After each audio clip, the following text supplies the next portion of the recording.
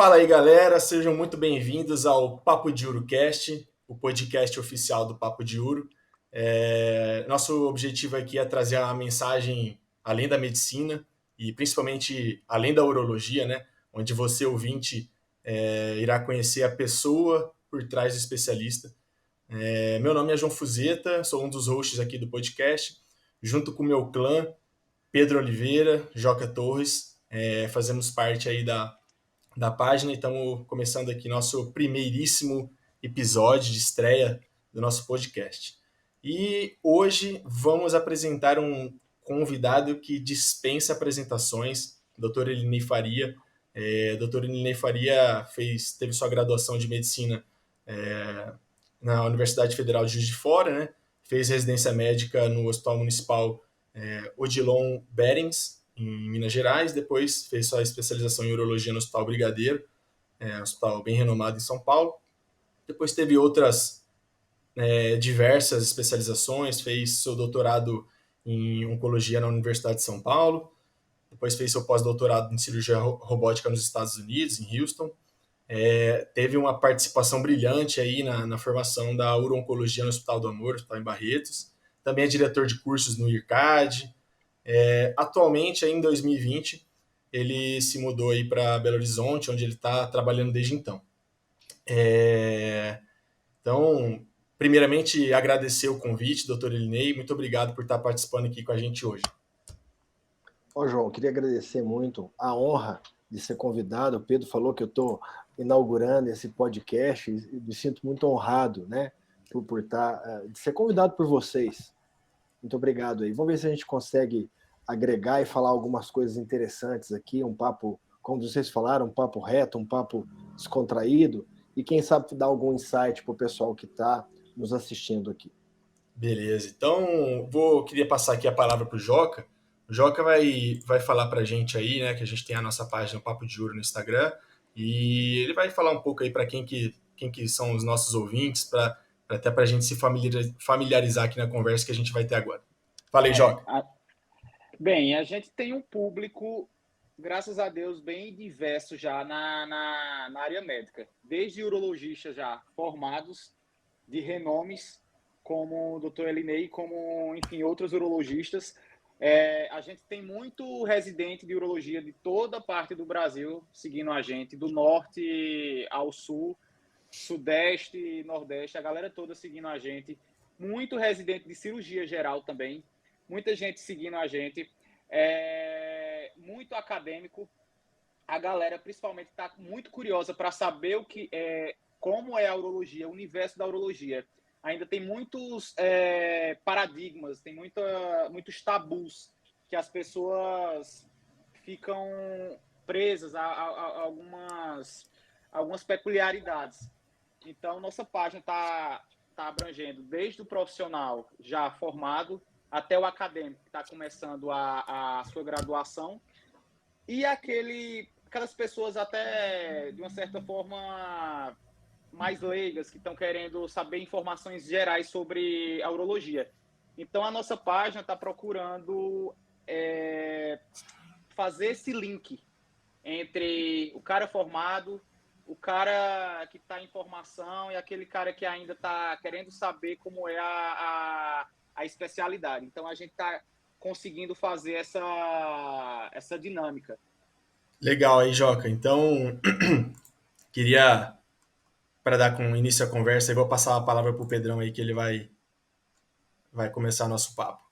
E a ideia aqui, né, além de apresentar aí a página Papo de Uro, que eu acho que a maioria que está escutando aqui o podcast já segue, é a gente levar algo diferente para a nossa audiência, algo diferente para os nossos seguidores e ter conversas além da urologia, né? Muito conteúdo técnico, informação vai ser distribuído e difundido aqui, mas a gente quer fazer algo diferente, que é algo que está no nosso DNA, que é levar uma mensagem simples e, de certa forma, descontraída para a nossa audiência. Então, o Fuzeta apresentou muito bem nosso convidado, que dispensa apresentações, é uma pessoa que inspira a gente.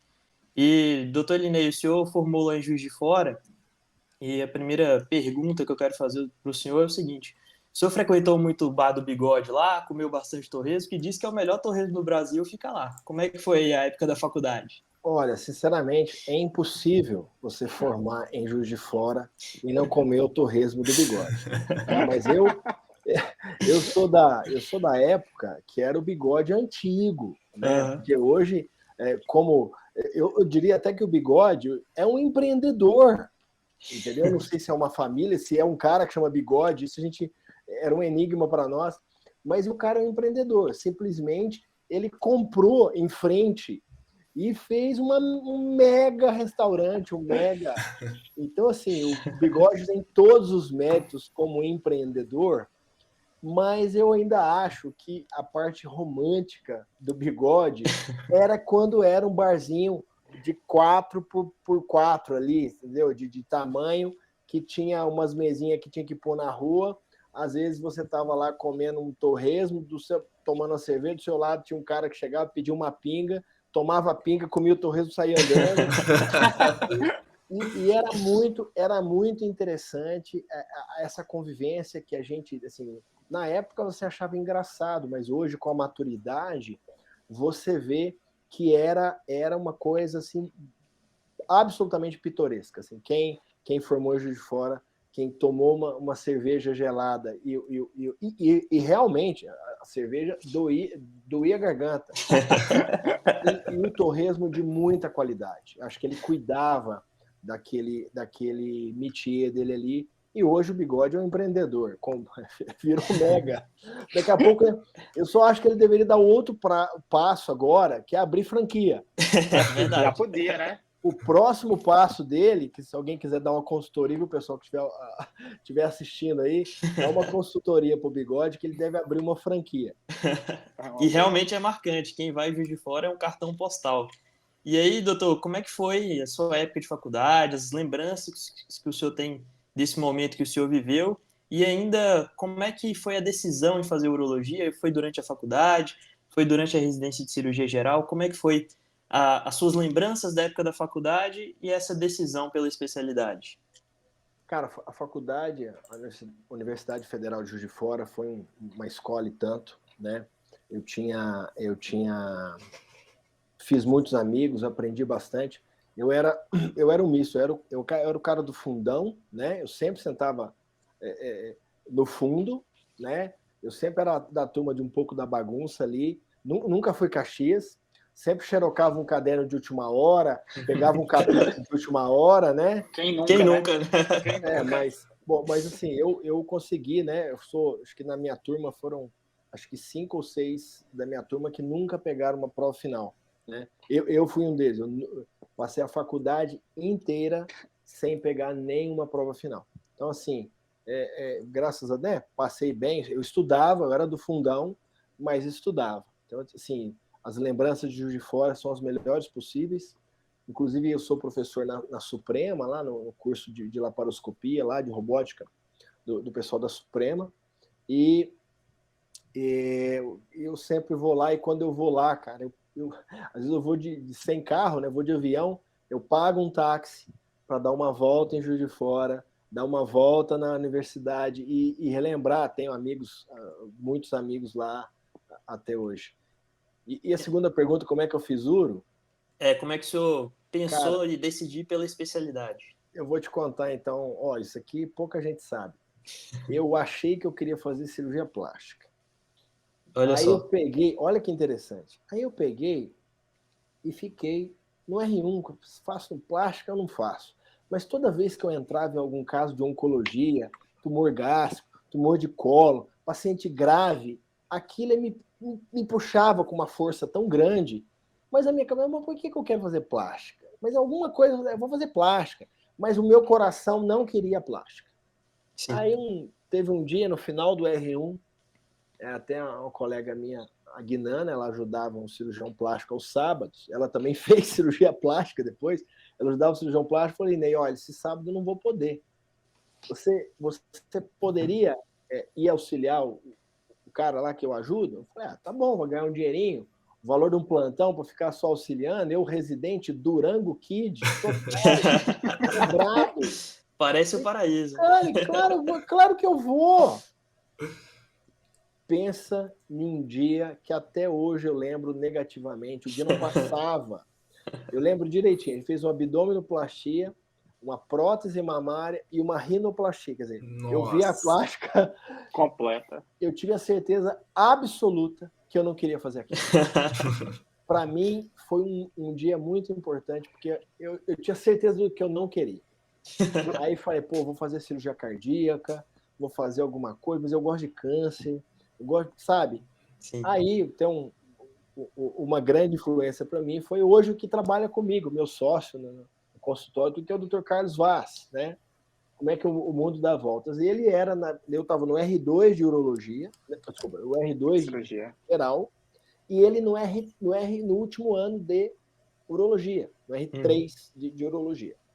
E ele dava plantão, pô, faz uro é bom, e não sei o quê. E ele ficava estudando artigo de uro comigo, eu fui gostando daquilo, e acabei, né, inclusive eu falei isso numa aula que eu dei um dia, inclusive na tese, né, na defesa do Carlos, que eu fiz urologia por causa da influência dele. Né? Que legal. Então foi interessante, porque ó, como é que a vida... Ele foi quem me trouxe para a urologia, depois, quando eu estava em Barretos, ele fez mestrado comigo. Olha só. E eu pude contar essa história na defesa de tese dele. E eu falei, olha, eu fiz urologia por causa desse cara daqui, que é meu grande amigo, meu sócio, meu irmão, e ele me trouxe para BH. Olha só. Então, cara, são coisas da vida. Um abraço para ele aí, se um dia ele escutar esse podcast. Um grande cirurgião, um grande amigo, um grande urologista, tá? E é isso. Então foi nesse entrave aí. Tem pessoas que marcam mesmo, né? E fazem a diferença. Não, e é interessante, porque eu fui fazer residência no Brigadeiro, e o Brigadeiro, olha como é que são as coisas. O Brigadeiro era muito forte em oncologia. Muito forte em oncologia. Porque na época quebrou a Arquin-C, diminuiu o litise, a Leco quebrou, tinha uns probleminhas de hospital público, a andrologia tinha que fazer em outro lugar, e a oncologia é muito forte, porque a gente tocava o IBCC junto, né? Que é aquele lá na Zona Leste, o Instituto Brasileiro do Câncer lá, e tinha muito caso. Então, assim, era muito forte a oncologia. Então, eu acabei me hipertrofiando sem querer em oncologia, na própria residência, e aí, puxa, aí pintou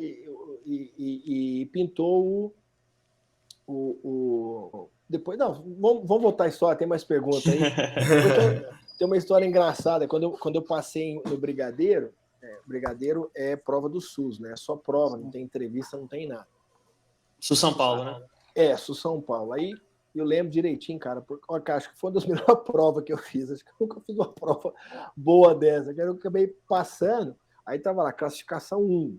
Aí eu falo, não é possível que eu passei em primeiro. Deve ser grupo 1, eles vão me chamar para alguma coisa, alguma entrevista, não é possível. Aí eu liguei para a menina e falei, olha, minha senhora, estou ligando para a senhora aqui, está aqui classificação 1, é alguma entrevista que eu tenho que fazer? O grupo 1 faz entrevista segunda-feira, como é que é? Não, senhor, se está classificação 1, é porque você tem classificação 1. Não, minha senhora, a senhora não está entendendo. Eu passei em primeiro mesmo, aí ela não acreditava. Aí eu falei para minha irmã ela fazia residência de pediatria, eu falei, liga lá você. Ela ligou, tá falando que você passa por aí. Eu falei, não é possível. Mas foi, cara, deu uma baita de uma sorte, cara, e acabei. Aí depois fui fazer o fellow, mas pode ir à frente, tem mais perguntas aí? E como é que... Não só eu que falo aqui. Tem bastante coisa para a gente conversar, realmente. E puxando o gancho aí já do parênteses que você fez, da residência e tudo mais, hoje a gente vive esse momento aí da residência, né, de urologia, saímos de uma residência de cirurgia geral, estamos na residência de urologia, e eu queria que você contasse assim pra gente como é que foi essa experiência, né, da sua residência, parênteses aí da sua cirurgia geral, da sua residência de urologia. A gente sabe que muita coisa vem mudando ao longo dos anos, alguns paradigmas, alguns entraves aí da residência, melhorias. Antigamente tinha algumas coisas, hoje tem outras, os avanços, a exposição e os desafios, que a residência de cirurgia geral, sem dúvida, é uma residência bem puxada, e aí você vê que quando você está na urologia, a residência de cirurgia geral era baba. Então, é uma trajetória bem muito boa, pontos positivos, tem alguns pontos negativos, mas o crescimento pessoal e profissional durante a residência, ele é fantástico. A gente pode falar isso aqui com autoridade na residência de cirurgia geral, te dá um braço muito forte para tomada de decisão, de enfrentar desafios, e a residência de cirurgia de urologia, onde você vai refinando, afiando o seu machado, como o Pedrão diz também. E queria que você contasse como que foi essa experiência aí nas suas residências. Assim, na verdade, hoje eu enxergo a residência com muito mais maturidade, né? Porque eu cheguei na urologia, eu não lia inglês. Pasmem, eu não sabia ler inglês. Então, eu lia, eu falei, não, eu vou aprender isso, eu não quero saber, eu vou aprender. E eu fui aprendendo dicionário, estudava todo dia, eu fazia inglês médico, falei, eu tenho que aprender isso, eu tenho que aprender isso. Então, assim, eu sofri muito, porque a residência do Brigadeiro era muito puxada, tanto de carga horária. Olha, na semana que eu rodava na enfermaria, não estou brincando, eu emagrecia entre 3 e 4 quilos de segunda a sexta. Eu sei porque eu jogava bola e às vezes eu pesava. Aí eu comecei a notar que eu emagrecia naquela semana. Aí eu falei, então eu comecei a medir. E todo mundo começava a medir, você emagrecia. Porque eram 12 horas pesadas, com plantão à noite, com o pessoal te ligando, e a preocupação, você não tinha tempo de comer, não tinha tempo de tomar água, e era puxado. Mas, ao mesmo tempo que eu acho que hoje o melhor residente, ele tem que ter personalidade antifrágil. Não sei se vocês já leram o livro do Taleb. Quem não leu, eu leio mais ou menos um livro a cada 3, 4 semanas, um livro fora da medicina. Fora o que eu estudo de urologia, eu costumo ler um livro a cada... um livro por cada 3 semanas. Tem meses que, dependendo do livro, eu leio 2 livros por semana, por mês. E são livros... Esse livro do Antifrágil, do Taleb, é excelente, porque o que acontece? O cara que é frágil, ele quebra. O cara que é muito duro, tipo uma pedra, ele toma a porrada, ele não quebra, mas ele não melhora. Então, essa concepção do termo antifrágil é justamente aquele... É tipo a personalidade do atleta. Quanto mais apanha, quanto mais sofre, quanto mais treina, quanto mais desconforto, melhor fica. Então, é essa personalidade antifrágil que eu acho que eu sempre tive, sempre pautei por isso, dos desafios, né? Eu gosto de um desafio. Então, essa personalidade que o residente tem que ter. Falei, não, eu tenho que aprender isso. Aí tem um negócio novo, não, eu vou aprender isso. Eu errei isso aqui, o que eu tenho que fazer para ser melhor que isso aqui? Entendeu? Um jogador erra um pênalti, próximo treino tem que bater 50 pênaltis até acertar. Então, essa personalidade antifrágil, ela é super importante para o residente ser bom, crescer e evoluir. Porque vocês já viram o termo do futebol que treino é treino, jogo é jogo? Com certeza. Sim. Se você não se expõe, você não melhora. Então, por exemplo, quando eu fiz o fellow com o Cássio Andreoni, lá na Escola Paulista, eu pedia para apresentar caso de 15 em 15 dias. Eu pedia. Não tem caso, eu apresento. Aí, às vezes, vou falar palavrão, né? Eu me ferrava. Porque, às vezes, eu tinha que apresentar o caso na quinta, de manhã, e era quarta de manhã que eu pegava o caso para apresentar. Então, eu tinha que pegar a fita cassete, era fita de videocassete. Tinha que colocar no vídeo, aí eu tinha um aparelhinho que convertia do videocassete para digital, para o CD. Aí ficava 2, 3 horas convertendo para CD. Aí eu pegava o CD, colocava numa máquina, passava o CD para o computador, aí editar o vídeo. Aí o que acontece? Eu tinha que estudar o caso em termos de artigo. Não tinha artigo na internet. Eu tinha que ir na Bireme, você sabe onde é a Bireme, lá em São Paulo, né? Perto da Escola Paulista. Eu tinha que ir na Bireme, aí eu entrava no computador, pegava os artigos, pegava as revistas que estavam, passava a listinha pro cara lá de dentro, aí você ficava meia hora, ia tomar um café, você voltava, tava aquele pacote de revista com marcadas páginas, Aí você tinha que pegar aquele monte de revista e na máquina de xerox. Gente, vocês estão rindo, né? Era a tua idade. Você ia na máquina de xerox, você mesmo xerocava as páginas que você queria, grampeava, catava aquele pacote de revista, de jornal, devolvia, aí você pegava aquele xerox, e ia para casa. E você não tinha como fotografar, pôr no slide, tudo no MOOC. Aí ia até 3, 4 da manhã para apresentar o caso. E você fala, nossa, Lili, que sofrimento. Não, eu queria aquilo, eu queria jogar. Não queria só treinar, eu queria jogar. Porque é naquilo ali que eu crescia. Se eu fosse o cara que me escondesse, falar, não, só apresento o caso se o nego me pedir. Eu não tinha crescido. Entende? Sim. Tá, eu lembro do Cássio. O Cássio uma vez fez um caso para operar 4h30 da manhã, porque tinha um outro acerte. E falou, olha, Inês, se você não quiser ir 4h30, não precisa. Falei, não, claro que eu quero ver.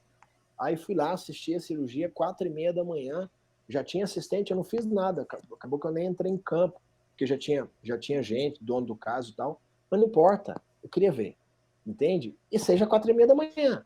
Então essa personalidade que eu acho que o residente deve ter hoje, isso não faz diferença em um dia, mas isso é o tijolinho que vai fazer diferença no final da residência.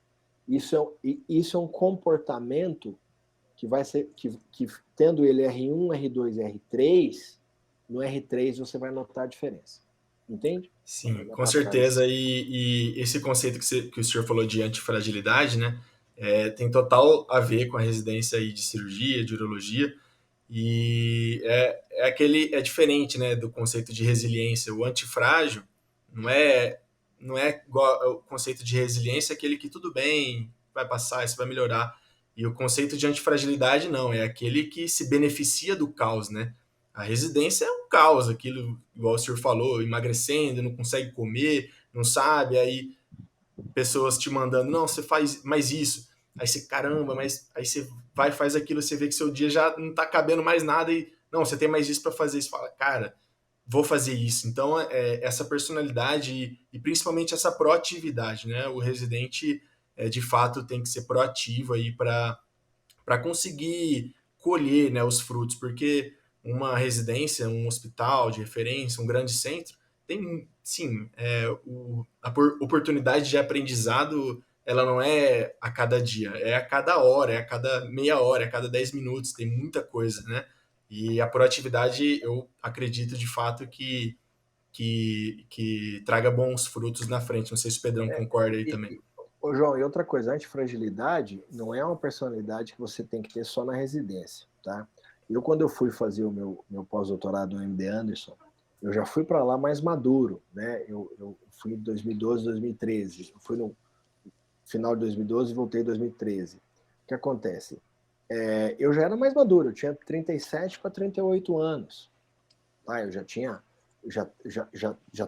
um tempo que eu tinha terminado a residência, eu tinha quase, né, anos aí depois da residência.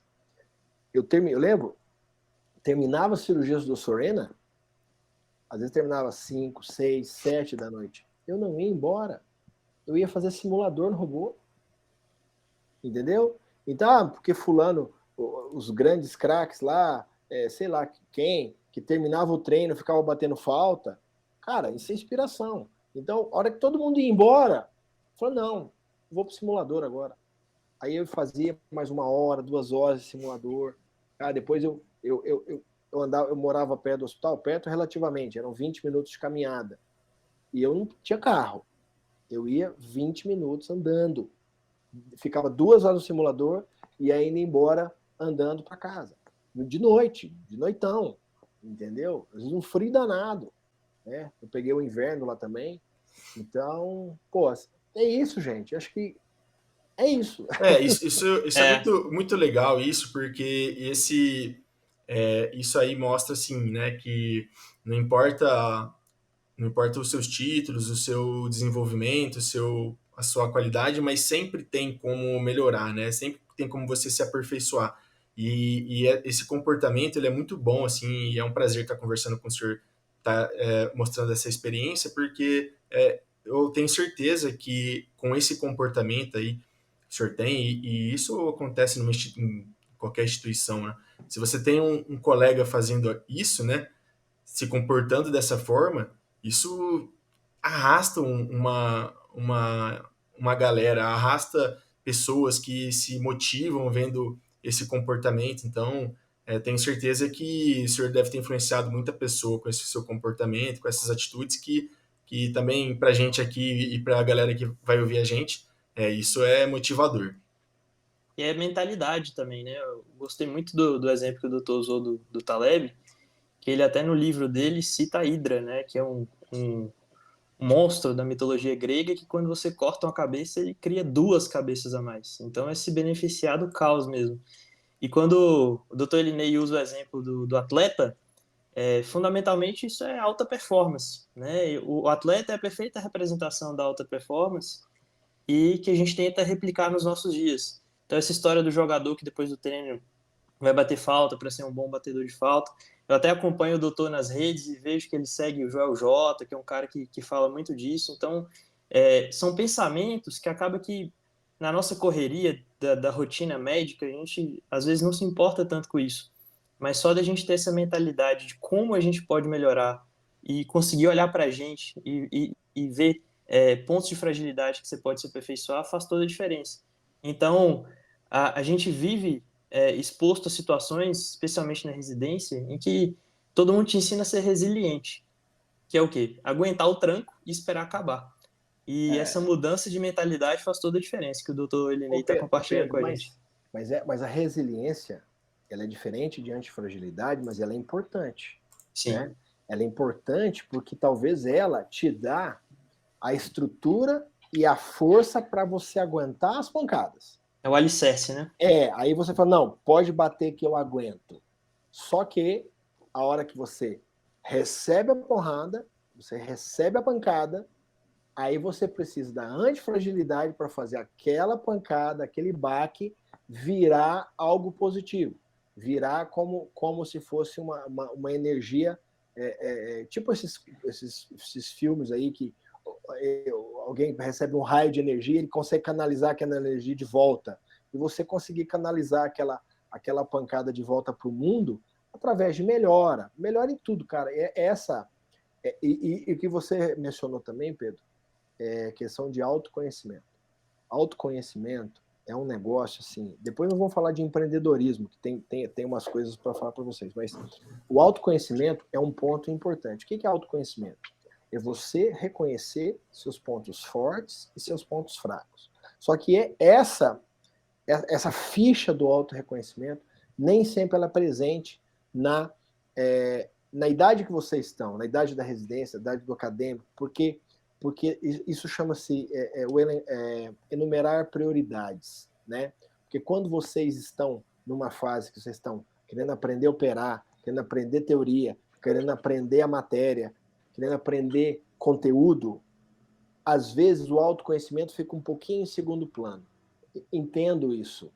Mas, à medida que vocês vão avançando e vão se estruturando, ficando mais maduros enquanto cirurgiões, enquanto urologistas, essa necessidade do autoconhecimento ela vai começar a ficar mais presente. Mas você pode puxar ela. Você pode pegar. Que nós vivemos hoje, Pedro, João e Joca, nós estamos vivendo a era das mentorias.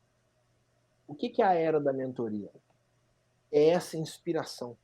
Porque você pode pegar todo o conteúdo que você quiser sobre autoconhecimento, sobre yoga, podcast. Se você não tem um mentor, você não tem alguém se inspirar, você não escuta o podcast de alguém, se você não lê uma biografia, você entra numa bolha de conteúdo e você não faz esse conteúdo extravasar.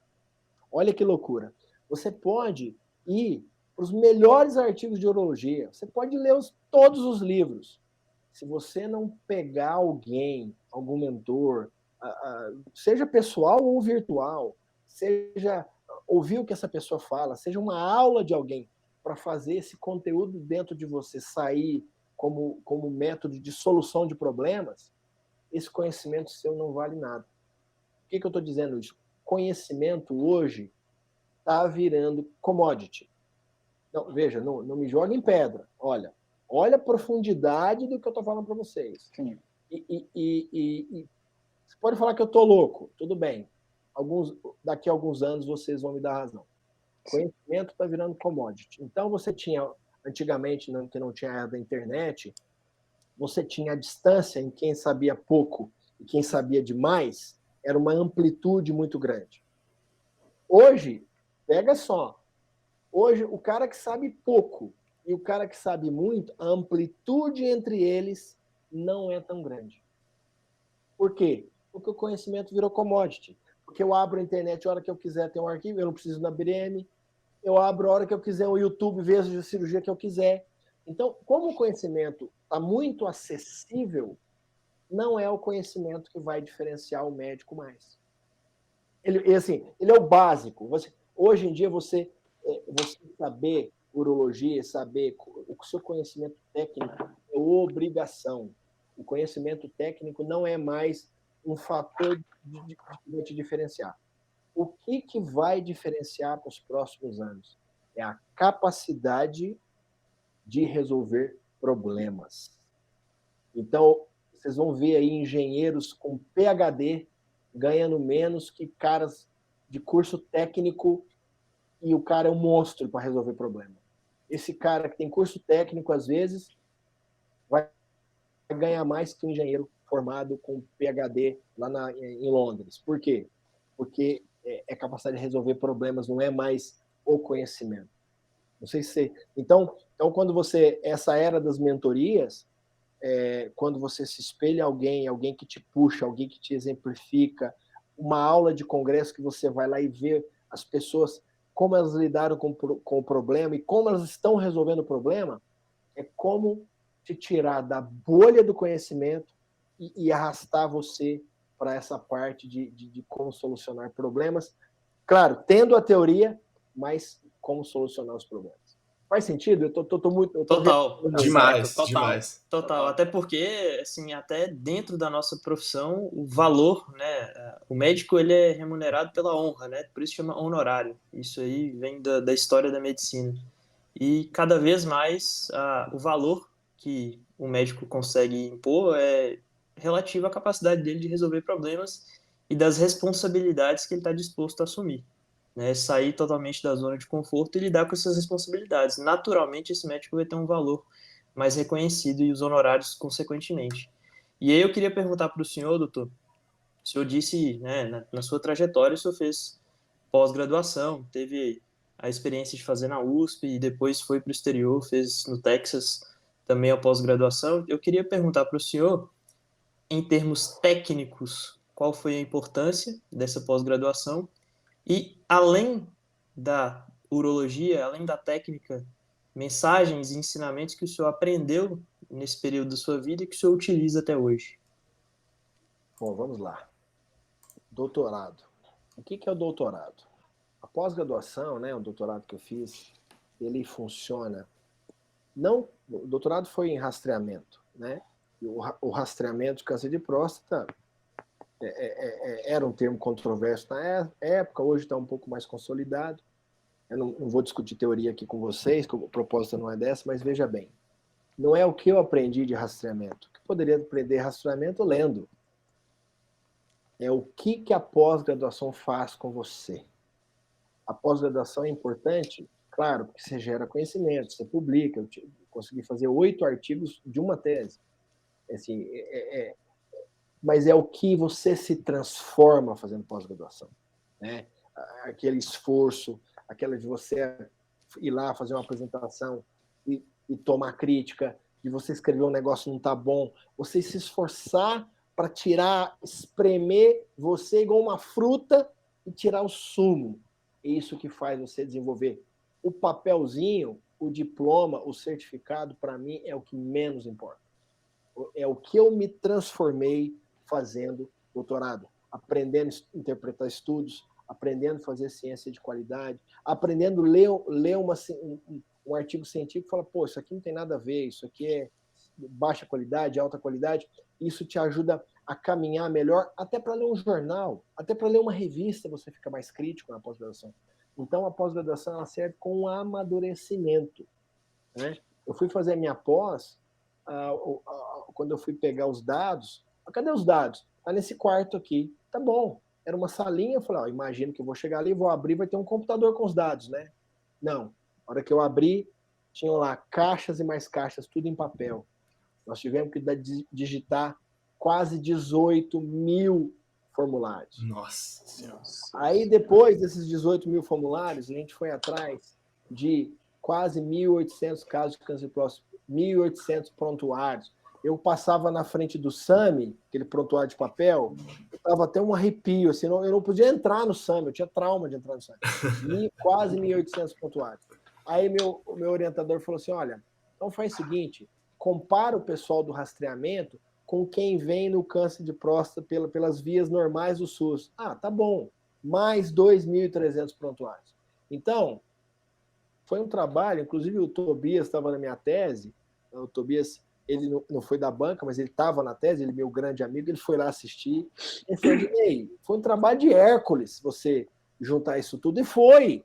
Então você não pode desanimar, cara, e assim, você tem que conviver com o desconforto, e é muito engraçado essa coisa de conviver com o desconforto, e você, sabe, conviver com o desconforto de ser cobrado, conviver com o desconforto de ter que estudar, conviver com o desconforto de estar vendo no SAMI até de madrugada, de ir para lá sábado e domingo, rever prontuário para tua tese, isso vai te desenvolvendo. Então é isso. O pós-doc já foi uma outra fase, né? O pós-doc eu já fui mais maduro, né? Eu já fui para lá como professor scientist, visitant scientist, né? Que é tipo, eu tinha uma sala para mim, mas eu não queria usar a sala. Por que eu não queria usar a sala? Porque na sala eu ficava isolado. Eu gostava de ficar na sala dos fellows, porque além de trabalhar, era uma salinha que eram 6, 7 fellows. Eu tinha a oportunidade de treinar meu inglês, então eu não queria ficar isolado. Então eu ficava na sala dos fellows e foi um tempo de muita maturidade, mas uma maturidade de um outro nível, uma cultura diferente, com algumas reuniões. Eu lembro, eu tinha um mês e meio que eu estava lá. Eles tinham um caso difícil lá, que era um tumor de próstata, tumor de reto, nem lembro direito. E aí eles não sabiam o que fazer. Aí o Colin Diney, que na época era o chefe, falou assim, pergunta para o brasileiro ali se ele já viu algum caso, porque ninguém sabia o que fazer com o caso. Você já viu um caso desse? Mas acho que ele falou até com ar irônico. Eu falei, já, nós fizemos isso. Aí um olhou para o outro, boa ideia. Aí foram fazer lá, vem o caso. Excelente. Aí, os caras... Aí passou mais umas 2, 3 reuniões, tinha um outro caso. Aí ele mesmo, você já viu um desse também? Já, nós fizemos isso. Depois desse dia, eu não sentava, porque os chefes sentavam na mesa quadrada do meio, e eu sentava com os fellows no fundão, na parede. E aí, depois dessas 2 reuniões, eu comecei a sentar com eles na mesa e dar opinião dos casos, entendeu? Então, aí eu falo, mas aí eu estou me expondo, porque eu tenho que melhorar meu inglês, porque aí eu tinha que saber os casos antes, eu tinha que estudar. E o que aconteceu com isso? Me gerou desconforto. A hora que gerou desconforto, eu melhorei. Fantástico. Entendeu? Total. Sair da zona de conforto total. E o desafio te puxa, né? Te puxa. E esse negócio de acostumar com o desconforto, cara, é mindset. Se você não põe o seu setup, você tem que acompanhar, lidar com o desconforto, olha que interessante. Eu invento muita coisa, né? Fizemos o Robotic Day, invento congresso, invento uns negócios que eu tiro da minha cabeça e me dá trabalho. E aí um dia, a minha esposa até falou, aí, Elinei, você fica prisioneiro das coisas que você inventa. Eu falei para ela, mas eu sou assim, eu sou mente inquieta. Mente inquieta é um termo, só deixa eu explicar. Mente inquieta foi um termo que foi usado para mim em Barretos, quando a gente estava querendo fazer umas coisas lá e o pessoal da diretoria ficava travando, aí alguém me chamou de mente inquieta. E é isso. Eu falei, adorei o termo. Ligado no 220, né, doutor? Excelente. E assim, um pouco da sua linha aí, da sua história natural, digamos assim, como é que foi no final da residência? lá no Brigadeiro. Como é que foi o seu planejamento? Seus primeiros passos como urologista formado? Em que momento veio o Hospital do Amor de Barretos aí na sua história? Como é que foi essa transição aí de residente para formado? Deixa eu dar só um parênteses aqui, que, assim, o que a gente vê, né? O que eu vejo, por exemplo, aqui, que alguns colegas, né, quando estão terminando a residência, eles já estão ali desenhando uma estratégia, sabe, para se ingressar no mercado. Uns vão fazer um fellow, outros vão para o interior, então já começam a angariar ali contatos para começar a ingressar no mercado. Como é que foi para o senhor, assim, durante o R5 você já tinha um plano? Como é que foi essa estratégia, doutor? Compartilha com a gente.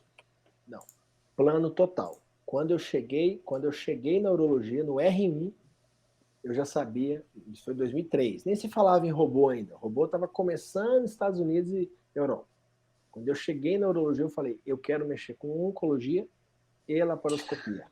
Então, no R1, eu já comecei a mandar e-mail para alguns serviços na França e alguns serviços nos Estados Unidos. Até conheci o Sidney Abreu, que estava na Cleveland Clinic, que estava me dando um monte de dicas, né, para poder ir. Também fiz contato com um colega daqui de BH, que poderia me ajudar a ir para a França. Eu queria ir para algum canto, né? E eu já tinha eu estava planejando a parte financeira, né, tentando juntar um dinheirinho para ir para lá, e já tinha que eu ia vender meu carro, já estava programando tudo, quanto que eu precisava de dinheiro para pagar a passagem, aprendendo inglês, porque eu não sabia inglês direito, então já estava planejando inglês, dinheiro, aonde eu ia, né, e já estava tudo engatilhado até para ir para Cleveland Clinic, mas tinha aquela coisa, pô, se eu for para Cleveland Clinic, eu não vou pôr a mão, é um fellow observacional, depois eu tenho que voltar, onde eu vou trabalhar, tudo, e aí acabou.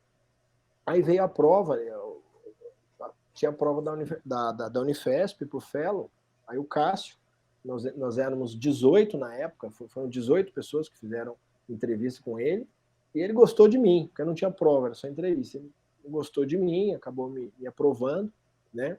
E eu fiquei com ele, e só que aí quando eu estava no fellow, veio o convite para integrar Barretos. Eu falei, pô, isso aqui é minha chance, eu não posso perder.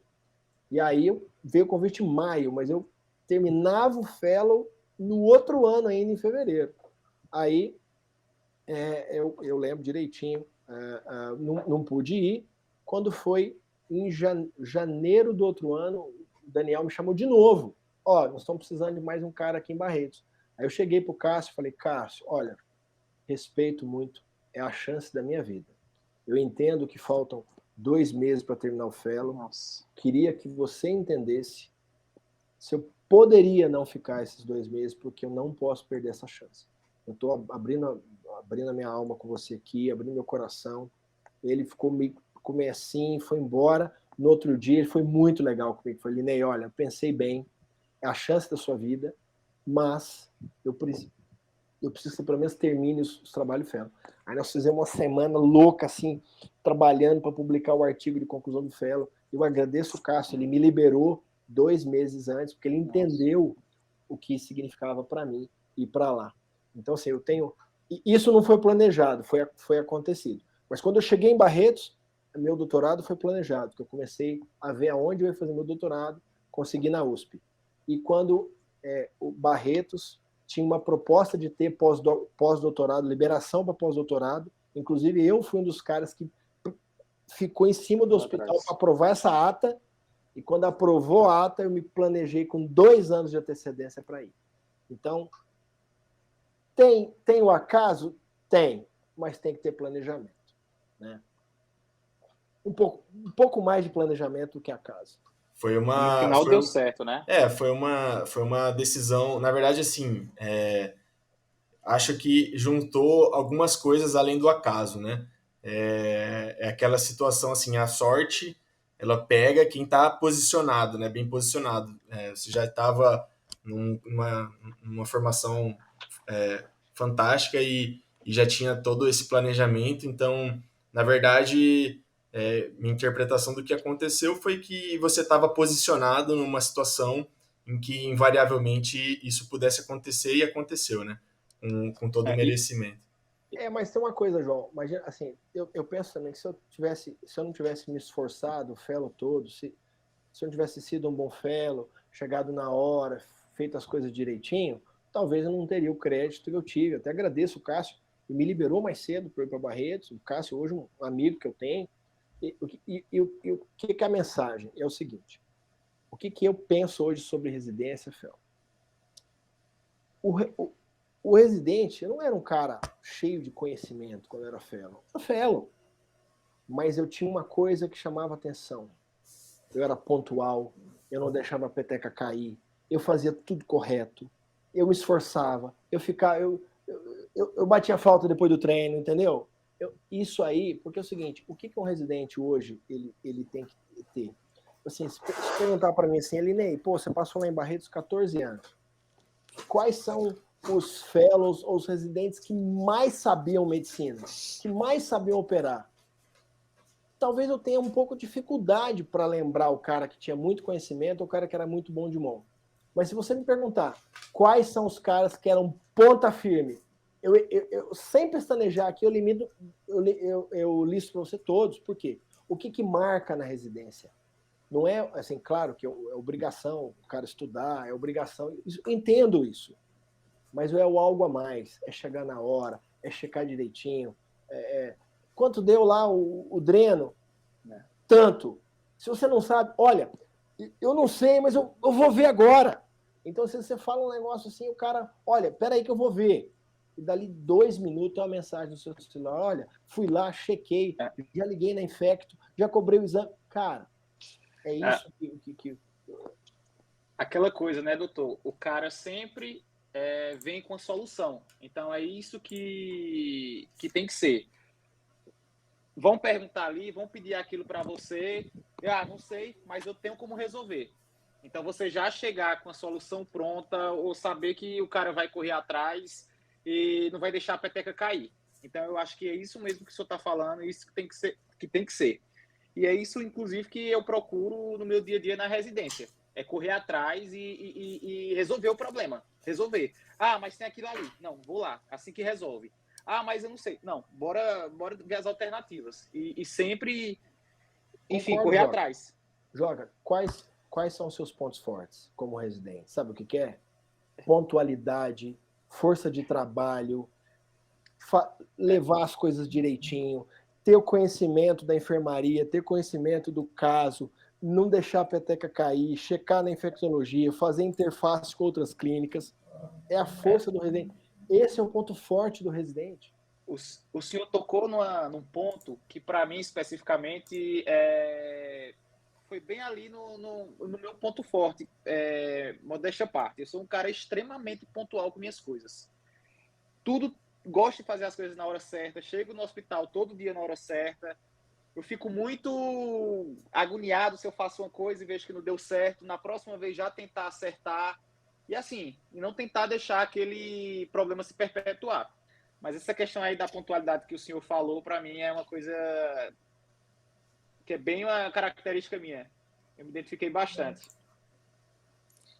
E o senhor comentou também sobre fellow, e a gente vive um movimento de concepção na urologia. À medida que o conhecimento vai avançando, a gente vai tendendo a setorizar ele cada vez mais.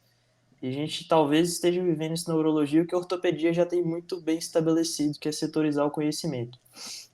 Qual que é a opinião do senhor sobre fazer ou não fellow, a necessidade, obrigatoriedade ou circunstância que ele é indispensável ou que ele não pode ser feito para uma atuação assim de qualidade? Primeira pergunta que eu acho é o seguinte: o fato de você se subespecializar não pode de maneira nenhuma prejudicar a sua formação geral. Entende? Sim. Então você, não, eu vou me especializar aqui em robótica, então não vou estudar o resto. Isso é uma prerrogativa que não pode ter dentro da residência. Você tem que saber uma boa formação geral, certo? E aí, dependendo do planejamento para onde você está indo. Por exemplo, se você for um centro maior, talvez se você fizer uma subespecialidade, te ajude a ter uma carreira com um espaço. Mas às vezes você vai para uma cidade menor que você vai contribuir tendo uma visão de mais generalista, né? Isso depende muito do planejamento para onde você vai, é o nicho, porque a medicina ela está vivendo de nicho, né? Então, assim, principalmente nos grandes centros, está nichando cada vez mais. A própria população está querendo super especialistas, né? Assim, o problema é que às vezes um padrão inconsciente você tem, por exemplo, os pacientes com padrão inconsciente, né? Você tem, às vezes a pessoa tem o problema, nem sabe que tem o problema. Então esses pacientes que são inconscientes, que a gente chama na pirâmide de procura do médico de pacientes inconscientes, ele é inconsciente do problema, ele tem um problema e nem sabe que ele tem um problema. Então ele geralmente busca o generalista. Aquele paciente, né, o futuro paciente seu, que ele tem a consciência do problema e tem a consciência da solução, que é o segundo e o terceiro degrau, ele geralmente vai para o especialista. Geralmente. Então, se ele sabe que ele tem um determinado problema e ele sabe que a solução do problema qual é, ele vai para um especialista. E aí esse paciente é o que geralmente pega o especialista ou o subespecialista, super especialista. Mas aquele paciente que tem a consciência do produto mesmo, ele sabe o que ele precisa, e às vezes ele passou por 2, 3 médicos, ele quer realmente o super especialista, o cara nichado. Então, depende muito de onde você vai parar e como você entende esses níveis de consciência do paciente quando ele procura o médico. Se vocês forem estudar isso, cara, isso aqui é um brief só do que eu penso disso, é apenas para vocês entenderem que vai depender de onde vocês forem e do nível de consciência dos pacientes que vocês estiverem atendendo. E doutor, só para fazer um gancho aqui, fazer um parênteses, uma brincadeira, o senhor opera vasectomia, postectomia ainda ou não? Não, ainda não, às vezes, assim, hoje o que eu faço, 90% do meu tempo é oncologia. Eu queria fazer 100, mas eu vou te dar um exemplo. Eu operei um tumor de rim com trombo de cava. Operei o paciente. Aí, as 2 irmãs dele não queriam passar, tinham litíase, mas não queriam passar contra o médico. Aí acabei fazendo preteroflexível das 2 irmãs, que as 2 tinham litíase. Aí o outro irmão tinha peroni. Falei, não, puxa, peroni, eu vou encaminhar, mas aí o peroni eu vou encaminhar para o colega. Faz tempo que eu não faço peroni, mas 90% do meu tempo é oncologia. Legal. E já é muito legal essa parte que o senhor falou aí, 90% da sua parte é de uro-oncologia, né? E acredito que grande parte dessa uro-oncologia faz dentro da cirurgia robótica. E aí que eu queria puxar o gancho para perguntar, primeiramente, antes de falar, né, como é que funciona a certificação, mas queria perguntar para o senhor como é que foi a sua certificação e a sua jornada para poder estar apto aí a operar o robô. Eu já fazia, na verdade, quando eu fui para os Estados Unidos, eu fui para os Estados Unidos para fazer robótica e onco no MD Anderson, porque já estava com a proposta de trazer um robô para Barretos. E eu queria ir logo, porque quando chegasse o robô eu já estava pronto, né? E lá no MD Anderson, assim, eles tinham as certificações, que tinham animais, que o pessoal que ia lá certificar em Houston, e eu sempre ia lá e ficava até o final do curso lá, porque sempre sobrava um animalzinho ali que alguém deixava no jeito, a pessoa que ia embora mais cedo, o cara se cansava. Sempre brasileiro, você já viu, né? Brasileiro lá nos Estados Unidos, eu sempre pegava o finalzinho lá para treinar nos animais, nos cursos que tinham lá em Houston. Aí, e fazendo simulador igual um louco, né? O tempo todo fazendo simulador. A enfermeira que sempre tinha que ligar para mim, por fim, ela me dava até a senha dela lá, porque não tinha como ela toda hora enchendo o saco lá para ver simulador. Aí, quando eu voltei para o Brasil, coincidiu com a chegada do robô em Barretos. E aí, como eu já tinha muita experiência em laparoscopia, foi bem mais fácil aprender robô. Foi bem mais fácil. Assim, com 2 casos, o Proctor me liberou e a gente começou a fazer e fazia de tudo. Então, a gente sempre tinha um dia robótico na quinta-feira, que era da urologia, mas depois tiveram um problema com alguns assistentes que foram embora. Teve uma época que eu estava pondo robô todo dia. Né? Então, eu sempre queria pôr várias cirurgias do robô, porque eu queria pegar expertise. Então, eu punha um monte de cistectomia, um monte de nefrectomia parcial.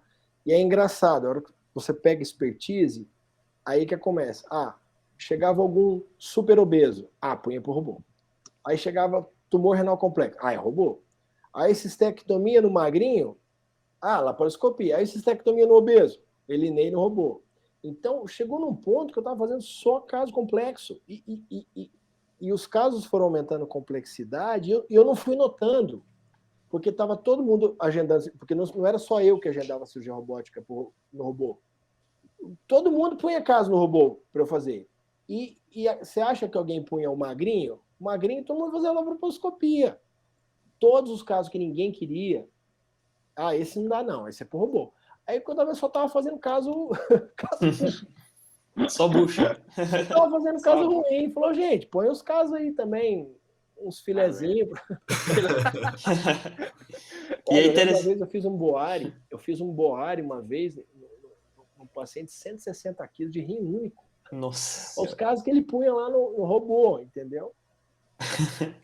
E é interessante que o senhor comentou aí sobre a sua formação de laparoscopia, e a gente vê que hoje em dia muita gente tem pulado essa formação e indo direto para o robô. O senhor acha que é importante ainda se dedicar à laparoscopia? Ela faz parte da curva de aprendizado do robô? E ainda, já fazendo um outro gancho, assim, a gente vê a democratização, o acesso cada vez mais fácil em relação à plataforma robótica, inclusive chegando outras plataformas com certificações mais simples e com menos entraves para você se certificar.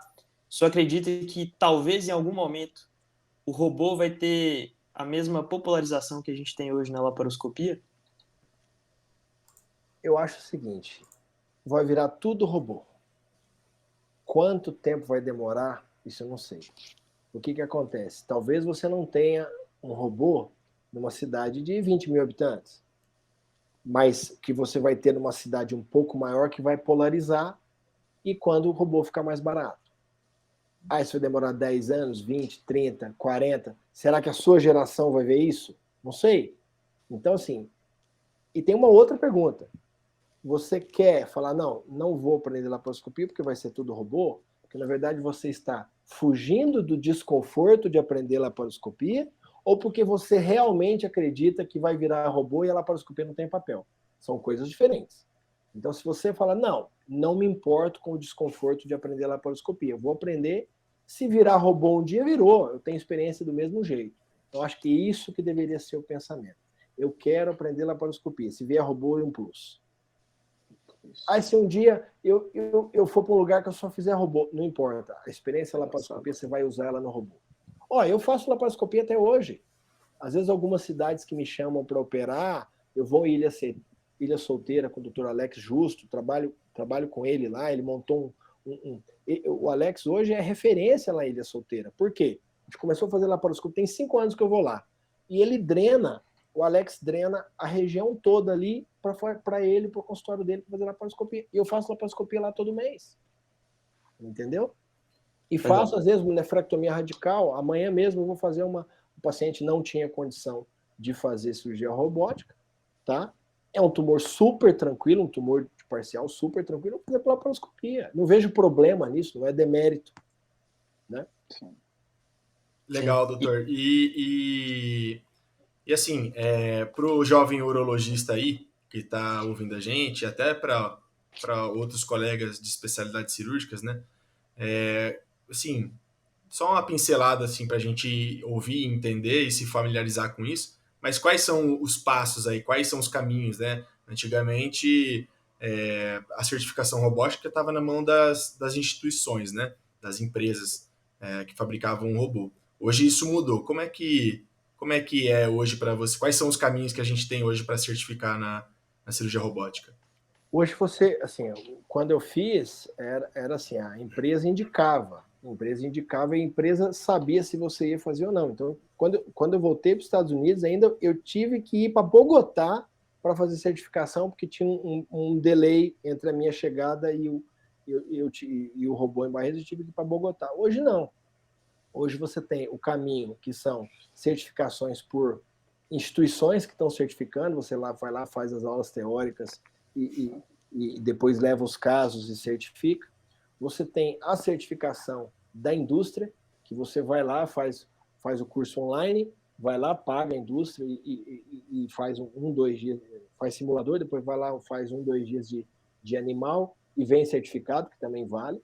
Existem alguns fellows e residências que estão fazendo certificação por equivalência, né? O residente do último ano, o fellow, fica ali seguindo, fazendo todos os passos, simulador, tudo.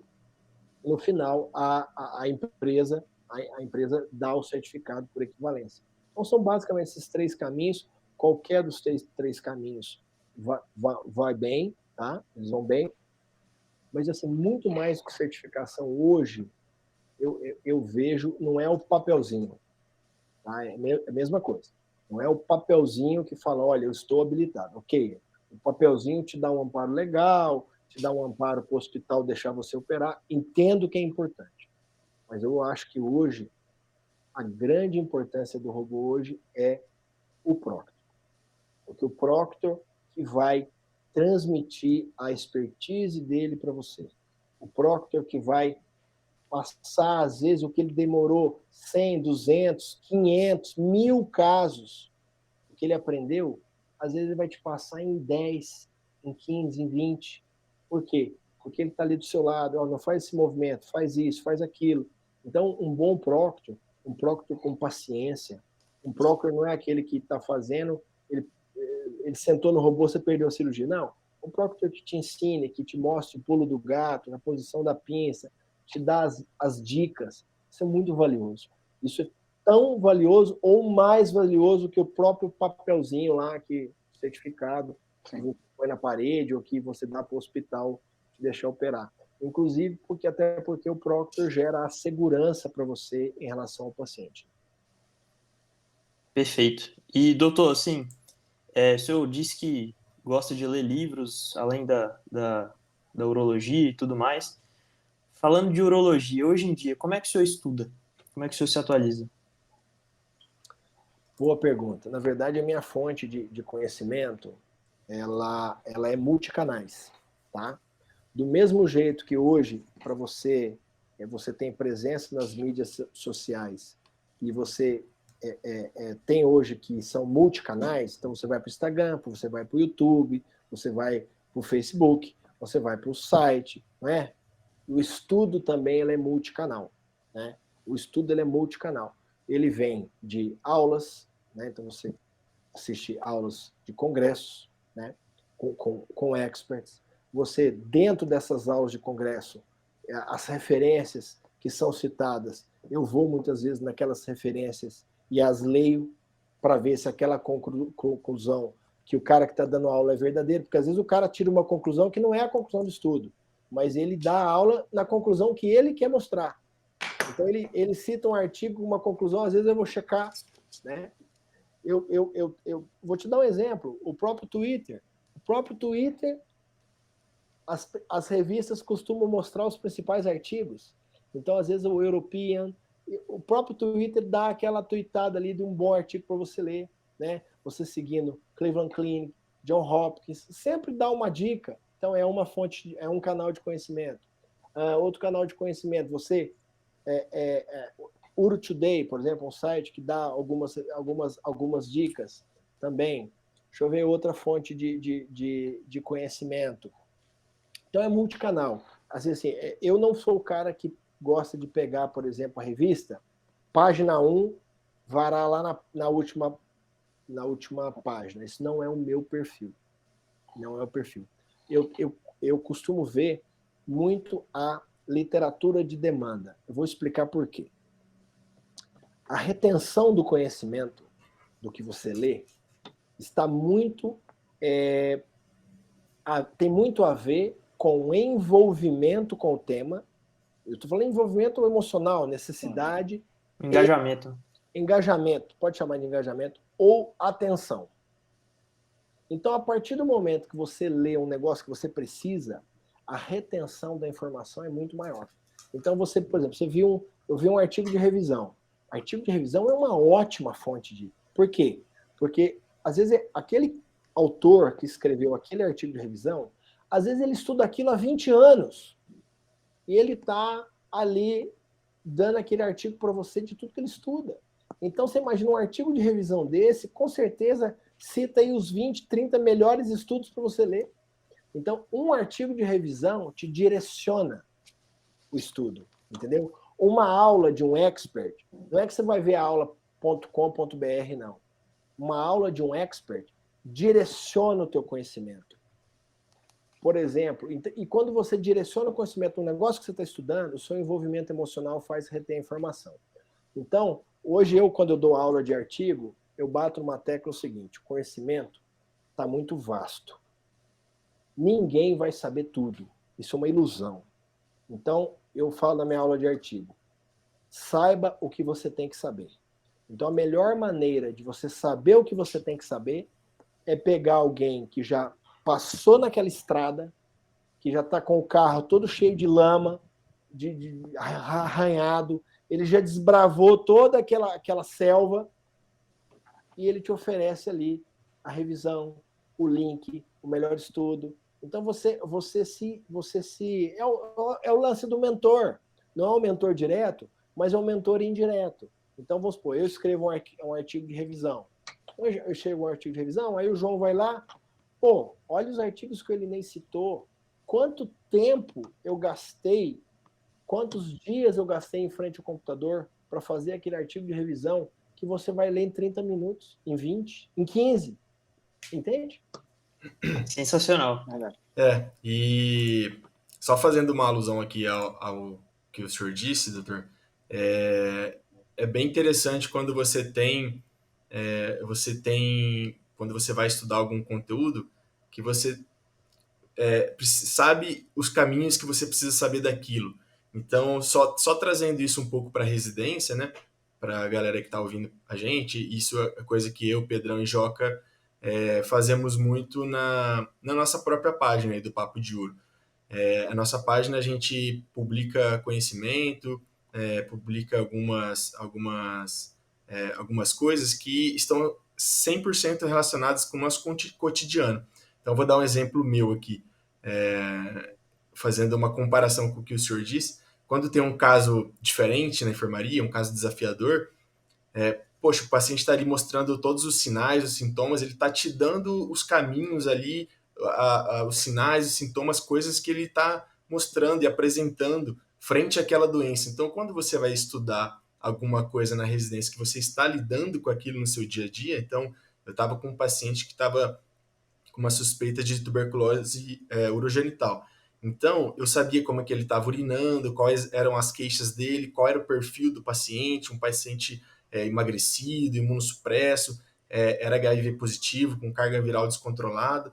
Então, quando eu fui estudar aquele conteúdo, se eu fosse discorrer de cabo a rabo sobre aquilo, às vezes você fica meio perdido, você não sabe o que é mais importante ou não. Mas quando você está frente àquilo com um paciente na sua enfermaria, isso é muito mais fácil de você captar aquela informação, consolidar aquele conhecimento. E isso é muito legal para a gente na página, e isso para o pessoal também, que a gente, eu falo por mim, né? Acredito que é igual para os meninos também, mas isso traz um direcionamento muito legal de formação de conteúdo, e acredito que é sim ao decorrer da carreira, né? Quando você vai estar frente a um caso desafiador, que você precisa estudar aquele caso, você precisa definir metas e tudo mais, você acaba estudando aquilo e tendo essa familiaridade com aquele perfil, aquelas nuances, aqueles sintomas, aquelas características que são importantes de se avaliar. E puxando um gancho aqui que eu falei de casos desafiadores, né? a gente queria saber assim, como é que o senhor se prepara quando o senhor pega um caso desafiador para resolver, uma cirurgia desafiadora? Como é que é o seu preparo para esse caso? Como é que é a noite anterior a essa cirurgia? Como que o senhor se adapta a essa situação? Primeiro é o seguinte, mentalização e planejamento. Eu opero, quando eu tenho um caso que eu sei que no outro dia é desafiador, eu opero umas 3, 4, 5 vezes esse paciente à noite. Eu opero na véspera, eu opero 6 horas da manhã, hora que eu estou tomando café, eu vou operando ele. Eu vou mentalizando o que eu vou fazer, o planejamento que eu vou fazer. E aí vem memória, né? Então,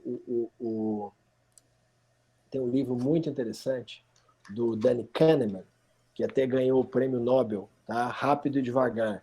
Inclusive, uma das grandes leituras aí que eu fiz no finalzinho do ano passado. Que ele justamente que não tem intuição. Por que não tem intuição? O que ele chama de intuição, na verdade, é memória repetida. Por que o Elinei deu um tapa ali, deu um tapa para cá, a cirurgia, a dissecção aconteceu? Não é sorte.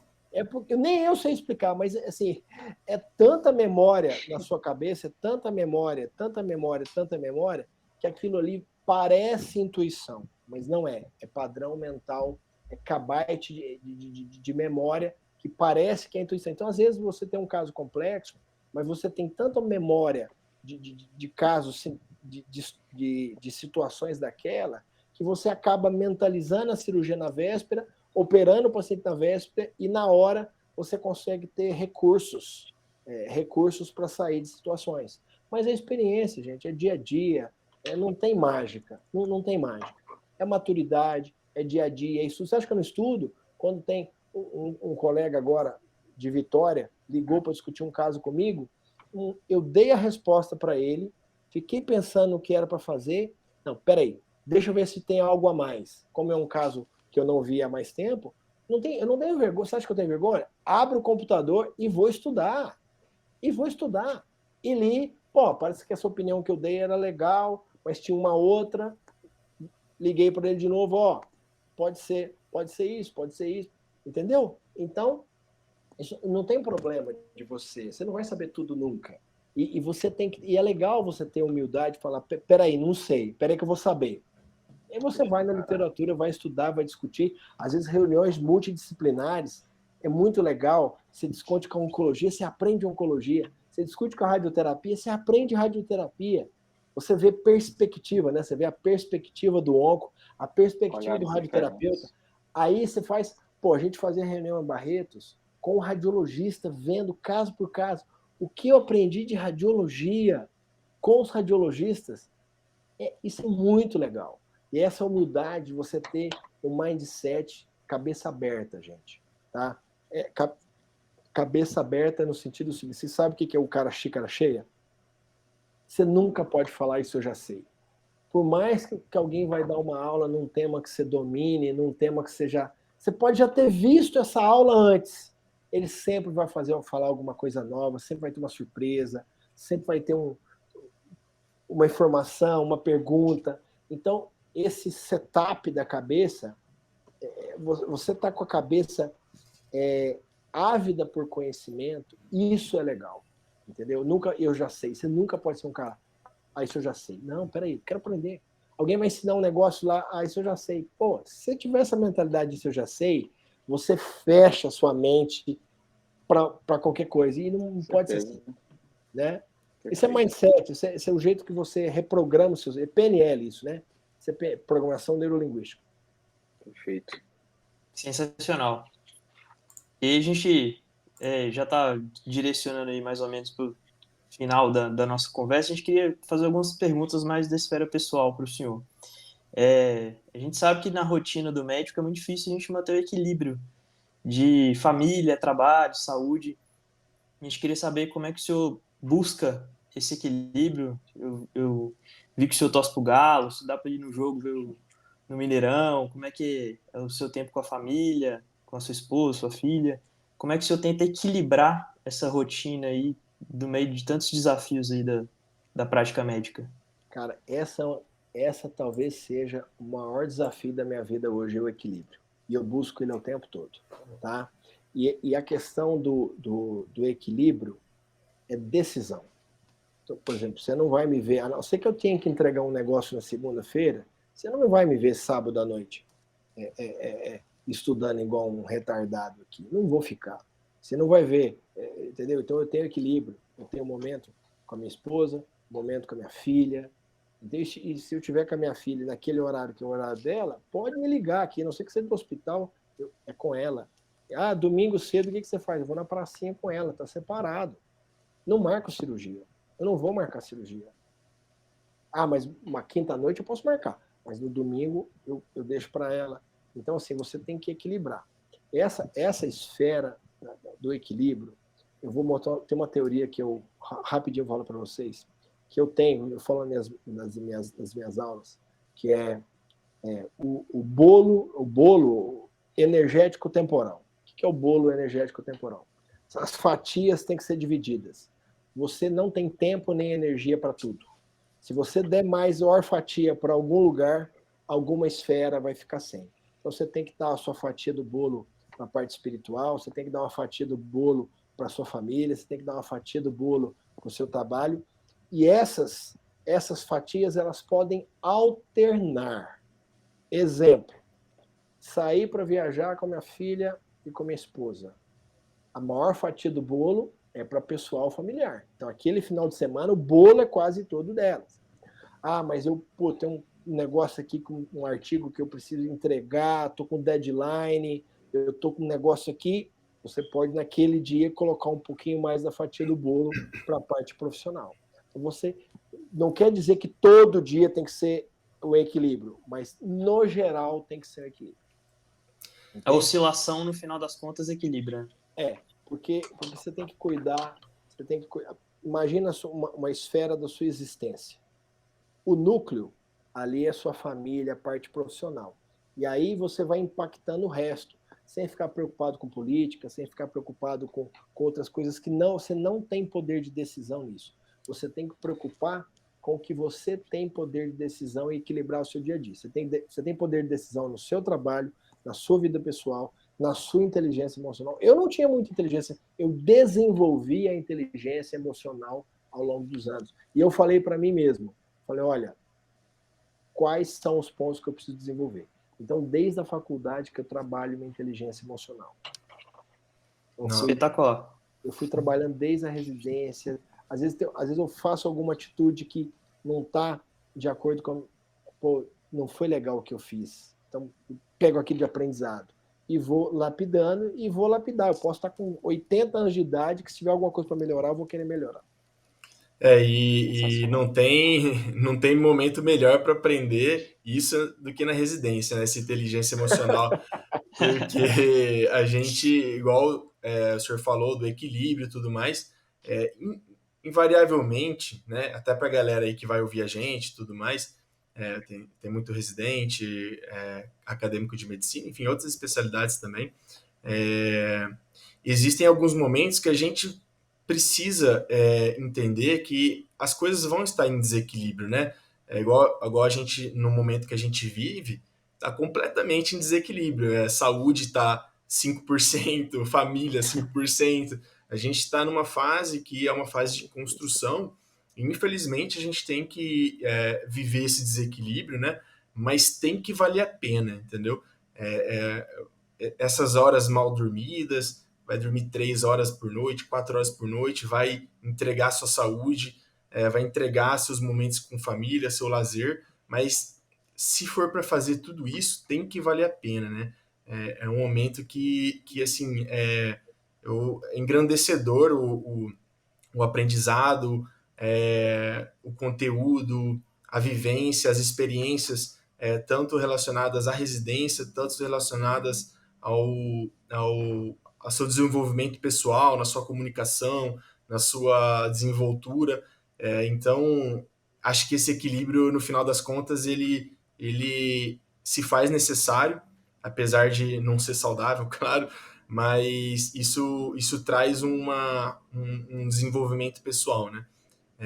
Pra gente, assim, tem uma frase bacana que o Pedrão falou um dia para mim, né? Se você está com a sensação de que você sempre está no controle das coisas, então você está indo devagar demais. Porque é isso que a gente vive na residência, né? A gente está sempre com aquela sensação que está um descontrole total, você está atropelado, fazendo um monte de coisa ao mesmo tempo, você está ali na residência, mas sua mãe te mandou uma mensagem, é um atropelo emocional, assim, que tem que valer a pena no final. Então, para a galera que está ouvindo a gente aí, que tá, vai valer a pena. Força. Não, mas é assim, ô João, isso passa, cara. Isso passa, é perspectiva. É como você vê as coisas. Você está aqui, você está lá se esforçando, trabalhando 14 horas. Você pode estar lá reclamando, ou estar falando, pô, isso aqui vai passar, pô, estou aprendendo, ó, eu aguento. Não, vem trabalho que eu aguento. Ou você pode ter uma postura de reclamar, entendeu? Você pode ter uma postura negativa. E esse mindset é você que faz. Vou dar um exemplo. Vou dar um exemplo assim, pequeno, mas porque veio na minha cabeça agora. Um dia a gente foi numa festa junina lá da escolinha lá dos meus sobrinhos e tinha que carregar a minha filha. Ela tinha quase 15 quilos. E tinha que carregar ela lá, ela não dava para ir andando, a gente estava atrasado, tinha que carregar. Só sei que eu carreguei ela quase 4 quarteirões. Você acha que doeu as minhas costas? Doeu. Só que ela estava meio dormindo ainda. Aí eu pensei, gente, tem refugiados saindo de países aí que carregam filhos mais pesados que a minha durante horas, durante dias. Para que eu vou reclamar de carregar a minha menina 4, 5 quarteirões? Deixa doer as costas. É perspectiva. Entende? Então, assim, eu falei, gente, o que eu estou reclamando? Então, às vezes, você está lá na residência, está sofrendo. Cara, se você tiver uma postura, não, quantos pacientes para orar? 20? Pô, tranquilo, deixa comigo. ou você poderia, o quê? 20? É um absurdo, nunca vi isso, vou chamar a Coreme, vou ligar para minha mãe. Cara, João, Pedro e Joca, é tudo questão de perspectiva. Exato. Isso é inteligente emocional. Você tá lá, 20 pacientes para ver, nem 6 eu vou almoçar. Mas tá bom, tá valendo. Se você tiver essa leveza na hora do caos, você se agiganta. Você se agiganta frente ao problema. Ao mesmo tempo que se você começar a reclamar, eu já se viu, 20 pacientes, vou ficar sem almoço, não sei o quê, você se está se apequenando, né? Você está ficando pequeno frente do problema. Então, é postura de vencedor e postura de perdedor. Não é lição de moral, pelo amor de Deus. Eu estou até Perfeito, vai fechar o exemplo. podcast Perfeito. com uma coisa assim, alegre. Aí, Não, com certeza. É uma postura de guerra, né? É até engraçado isso que você falou, doutor, que você olha para o seu lado, quem que tá do seu lado? O seu R igual ali sangrando junto. Você olha para o seu outro, esses momentos trazem um fortalecimento aí no coleguismo ali da residência. Às vezes você tem um colega que está no BIP, na enfermaria, o cara que está no pior estágio, aí o cara entra num transplante, vara a madrugada, no dia seguinte está direto. Aí você tá no ambulatório e o cara vem para o ambulatório ensanguentado na guerra ali, pô, não comeu, tá com o olho fundo, o cara todo descabelado, com a cara oleosa. Você fala assim, caramba, esses caras. é um momento engraçado ali. É uma guerra, né? Você tá ali sangrando junto do lado dos seus parceiros, mas é um momento importante também. Mas passa, cara, mas passa. Entendeu? Passa. E depois vocês vão. Eu passei por isso. Nossa enfermaria eram 33 pacientes para olhar. Fora o pronto-socorro, que era nosso, e os 11 andares do brigadeiro. Cara, isso passa. Emagrecia 4 quilos, mas faz parte do jogo. É isso aí. Né? Não. Isso aí, pessoal. Doutor, essa conversa com o senhor foi muito... deu uma reciclagem, um ânimo tão grande nessa segunda-feira, 10 horas da noite, que o senhor foi falando as coisas e só estava pensando aqui, tudo que eu estava passando na residência. Hoje à tarde mesmo, foi uma tarde boa para mim na residência. Eu estava fazendo, entrei em 2 cirurgias com o meu chefe e eu não tive aquele desempenho que eu queria. Só que aí meu chefe me chamou no final e falou, Joca, isso. Melhora mais nisso. E, tipo, o senhor veio justamente nesse ponto, de fazer e repetir, fazer e tentar o melhor e se esforçar. E o senhor contando aí o dia a dia do senhor, isso aí foi muito, muito bom, sério. Eu só fiquei aqui admirando. Cara, isso aí, nenhum de nós é perfeito, a gente tem que evoluir todo dia, toda hora. Eu acho que a gente deveria, falo isso, eu sei que vocês têm que estudar, todo mundo tem que estudar, mas estudem, leiam outras coisas além da medicina, trabalhem, o médico vai ter que ser, além de bom médico técnico, o médico do futuro ou do presente, né? Tem que ser bom de relacionamento, bom de resolver problemas, bom com o paciente, a concorrência só aumenta, a gente tem que entender de empreendedorismo, saber fazer gestão de consultório, saber mostrar nosso trabalho com ética. Cara, é muito habilidade que 30 anos atrás o pessoal nem pensava nisso. 30 anos atrás o pessoal falou, não, tem que estudar algum livro que vier da Europa aí, fazer um fellow e aprender a operar. Não é isso mais, né? Não é isso mais. Né? Além da medicina, é gestão de consultório, é empreendedorismo, é tudo, gente. É tudo. É relacionamento, resolução de problemas. Olha, tá ficando difícil a existência, mas nós vamos lá, vamos firme, não desanima não. Sensacional. Agora a gente já está se encaminhando para o final aí, a gente tem umas tradições aí que a gente vai desenvolver. Eu vou deixar o Pedrão falar aí. Fala aí, Pedrão. Então, para finalizar aqui o nosso papo, primeira tradição que a gente vai implementar aqui, estreando com o senhor, é o seguinte. Se o senhor pudesse, que conselho o senhor daria para o Elinei Faria, lá do R5, acabando a residência de urologia lá no Brigadeiro? O que o senhor falaria com ele hoje? Leia estude coisas diferentes de medicina. Coisas que hoje eu estou aprendendo, eu deveria ter aprendido um pouco mais cedo. Gestão, atenção, coisas que me fizessem um médico mais completo, além da parte técnica. Se eu pudesse voltar lá atrás, o que eu estudei nos últimos 5 anos, acho que eu estudaria lá atrás, quando eu tinha 30. Legal. Sem sombra de dúvida. Sensacional. Segundo, queria pedir para o senhor indicar um colega que a gente possa convidar para bater um papo aqui no nosso podcast. Cara, o primeiro que veio na minha cabeça aqui, um cara que vai bater um papo com vocês muito descontraído, é o Tobias, lá em São Paulo. Legal. Cara, o Tobias é uma figura, um grande amigo, e esse papo descontraído, ele vai deitar e rolar com vocês aí, cara. Boa, legal. Vamos convidar o Tobias. O Tobias, já fica o convite certeza. Aí. Nós já vamos entrar em contato. E agora o desafio aí eu vou passar para o Fuzeta para a gente finalizar. Antes do desafio aí, a gente acabou excluindo isso do nosso script aqui da conversa, mas já que eu senti que o senhor gosta bastante de livros, né? Queria que o senhor indicasse um livro aí para a gente, já que a gente está conversando sobre esse assunto além da urologia, né? Você já até citou um livro aí no meio da conversa que eu já, inclusive, anotei no meu esboço aqui. Eu também. Eu acabei de anotar aqui também. Mas queria que o senhor tivesse espaço aí para indicar um livro aí para a galera. Eu vou indicar 3 livros, tá? Opa, maravilha. O residente tem que ler O Antifrágil. Já anotado. Tá? Leiam O Essencialismo. Tá bom?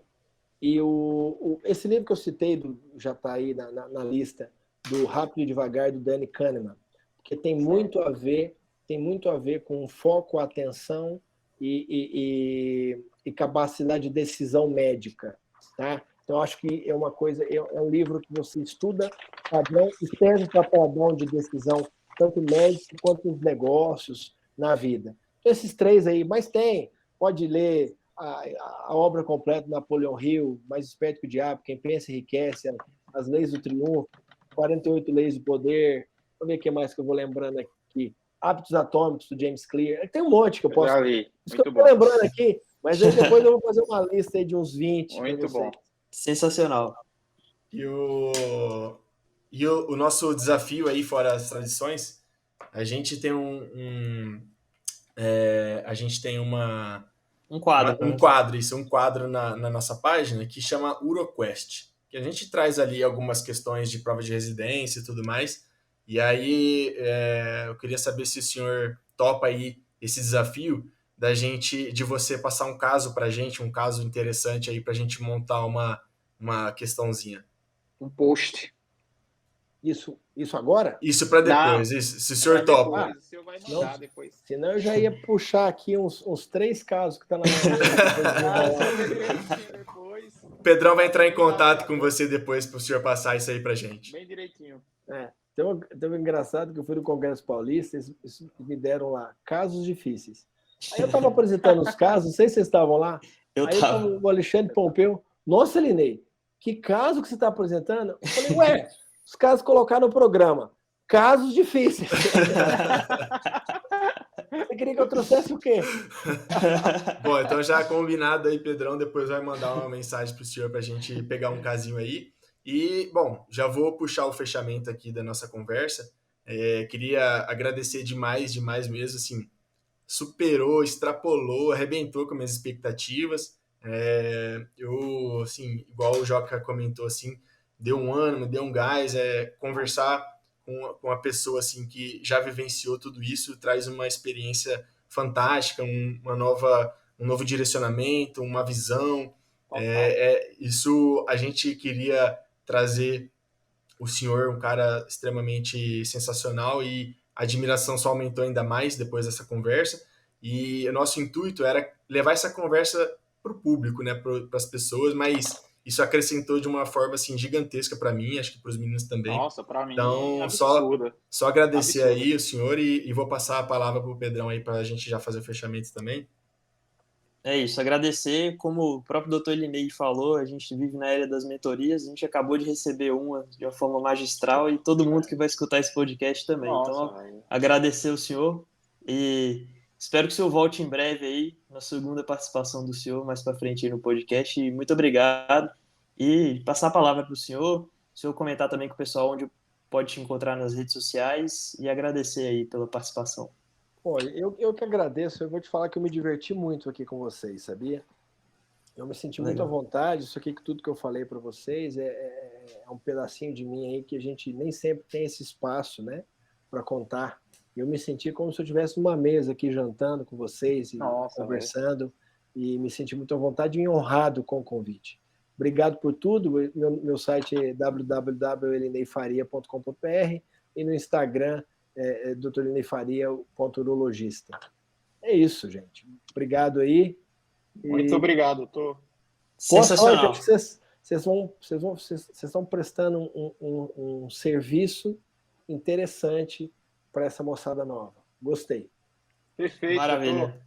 Valeu, obrigado, doutor. Obrigado. Obrigado demais. Uma boa noite para o senhor e para sua família. Obrigado pelo tempo e pelo espaço aí.